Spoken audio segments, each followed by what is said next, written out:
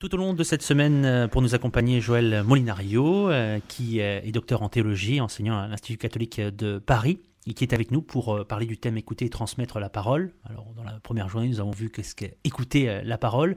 Hier, nous avons vu les méthodes pour justement lire ces écritures.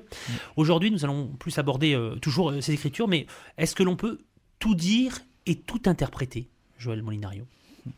Ça, c'est une vraie question, une belle question. Parce que on peut à la fois répondre oui à votre question et en même temps, il faut répondre non.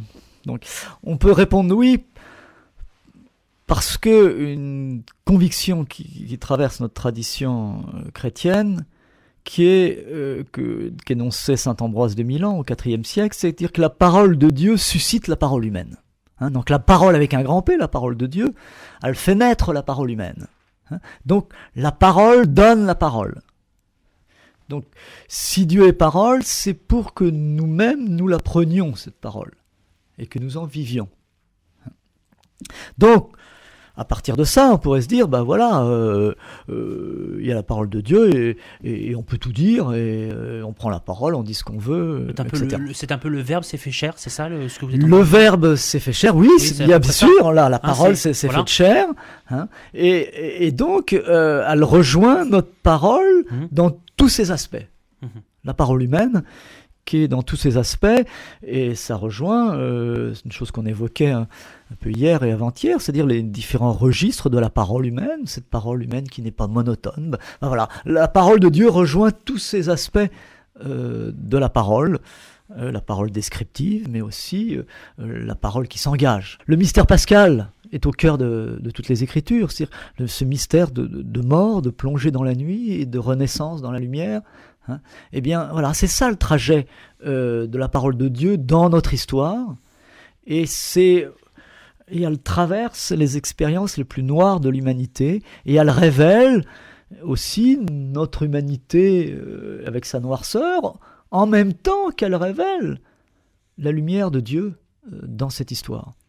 Et donc, regardons des grands textes dans l'Ancien Testament. Regardons Joseph et ses frères, et comment les frères de Joseph, par jalousie, essayent de s'en débarrasser, le vendent comme un esclave, et comment tout le récit biblique essaye de nous montrer comment la fraternité, à la fois est un don de Dieu, et en même temps, comment c'est à travers toute une épreuve de jalousie qu'on arrive à traverser qu'il y a de la fraternité qui se construit et qu'on peut reconnaître l'autre comme son frère. Donc c'est pas un chemin évident, parce que c'est un chemin qui passe par notre vie, notre expérience de péché, de noirceur, mais aussi de bonheur. Et donc la parole prend en compte cette nuit-là, ce péché, cette mortalité dans tous ses aspects, et nous fait voir un éclairage. Alors, bien sûr qu'il y a du bonheur est promis, mais le bonheur, il tient compte, il se révèle à travers l'humanité telle qu'elle est, et pas telle qu'elle est rêvée d'abord. Et c'est ça la grande force de la révélation biblique. C'est que Dieu ne se révèle pas avec des préceptes d'abord, mais il se révèle dans notre histoire et dans la vraie histoire, celle qui est la nôtre.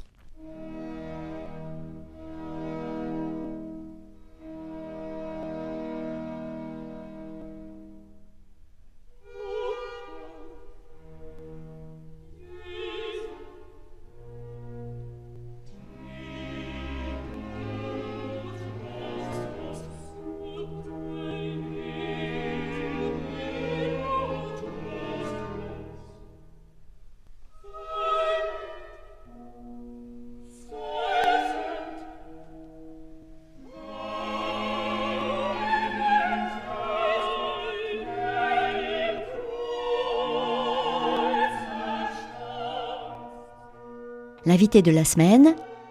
Alors, dans la foi chrétienne, il y a, des régulations de la parole de Dieu.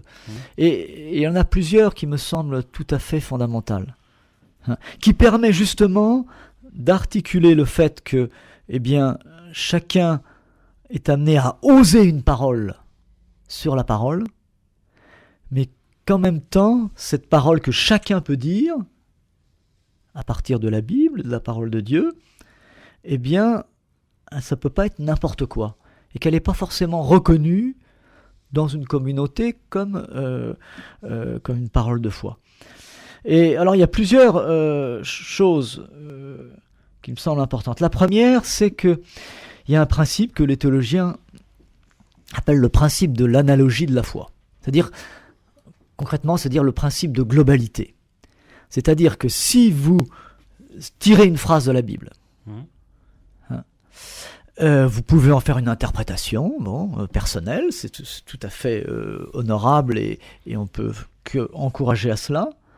Mais on peut dire que cette interprétation sera validable et correspondra à la foi de l'Église si on peut le mettre dans le sens global des Écritures. Et si ce que vous dites à partir d'un passage particulier contredit le message global des Écritures, eh bien on sait qu'on sera à côté de la plaque. Donc si vous reprenons cet exemple d'Exode chapitre 12, les premiers-nés d'Égypte qui meurent, si vous en faites la nécessité d'aller tuer je ne sais pas qui, parce qu'il y a marqué ça dans la Bible que les premiers-nés sont morts, donc Dieu nous dit que nous aussi on doit être des assassins. Vous voyez, voilà, interprétation complètement aberrante, je fais exprès de grossir le trait. Bon, mais il n'y a pas besoin d'être un grand bibliste pour s'apercevoir que c'est complètement contradictoire avec l'ensemble du projet de Dieu dans la Bible et dans l'humanité. Donc, on sait, ça ne nous dira pas comment il faut interpréter exactement ce texte, mais en tous les cas, on sait qu'on l'interprète mal. Parce qu'on a déjà des références parce avant. Parce que l'amour de son prochain, c'est déjà... voilà, c'est qu'il y a un sens global des Écritures. Donc, il y a des livres, mais il y a une unité de la parole. Une unité de la parole qui joue et qui régule d'une certaine manière. Autre chose que l'on peut dire, pour nous, c'est que il y a un sens... dogmatique aussi des Écritures. Je m'explique. Et ce mot a souvent presque un caractère de gros mot aujourd'hui. Quand on vous dit dogmatique, c'est un gros mot. Il a une pensée très dogmatique, celui-là. Non, ça veut dire en gros, il impose son truc et on ne sait pas d'où ça vient. Et, bon, voilà. Donc c'est lié un peu à une image un peu de pensée un peu dictatoriale. Vous voyez. Mais en fait, pour nous chrétiens, si on s'abstient d'une parole dogmatique, qu'est-ce que c'est qu'un dogme ? C'est la foi fondamentale de l'Église. Et la base de la foi de l'Église et des apôtres, c'est que le Christ est mort sous nos péchés, sous Ponce Pilate, il est ressuscité le 3e jour selon les Écritures. Donc si on oublie de lire les Écritures, et le Nouveau Testament, mais pas seulement, l'ensemble des Écritures, en omettant cette affirmation fondamentale de la foi, eh bien on vide les Écritures de son contenu. Ce n'est plus que du sable qui nous passe à travers la main. Et donc, le Nouveau Testament, c'est pas compliqué de voir que les textes, par exemple, de la Nativité, dans les Évangiles, sont écrits à la suite de la confession de foi dans la résurrection, dans la mort et la résurrection du Christ. La parole de Dieu a-t-elle besoin des êtres humains pour être parole de Dieu ? Alors, saint Paul, dans l'épître aux Thessaloniciens, on lit ceci: la parole qui agit en chacun nous fait reconnaître que le texte est parole de Dieu. Et donc, le fait de dire ce texte est parole de Dieu se fait par un processus de reconnaissance, mais de reconnaissance dans la foi. D'une certaine manière, c'est Dieu lui-même qui nous donne les mots et l'esprit pour reconnaître que ce texte est parole. Et donc, ce texte qu'est la Bible, il peut être un objet culturel comme un autre. Ça, il n'y a pas de souci. Dans la foi, nous reconnaissons que c'est pas un texte comme un autre, c'est à travers ce texte que Dieu s'adresse à nous. Hein. Et donc c'est un processus de reconnaissance dans l'esprit. Donc c'est vraiment ce qu'on appelle le sens spirituel des Écritures, c'est-à-dire qu'avec l'Esprit de Dieu, nous lisons et nous reconnaissons que ce texte est une parole.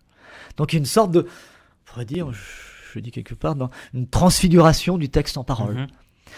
Et le dernier texte d'orientation, pour l'orientation de la catéchèse en France, va dans ce sens-là. Il dit que l'itinéraire de l'initiation à la parole de Dieu, eh bien, c'est un itinéraire de cheminement qui va du texte à la parole. Et voilà, c'est ça l'itinéraire que le catéchisé est amené à vivre, hein, cette transfiguration-là.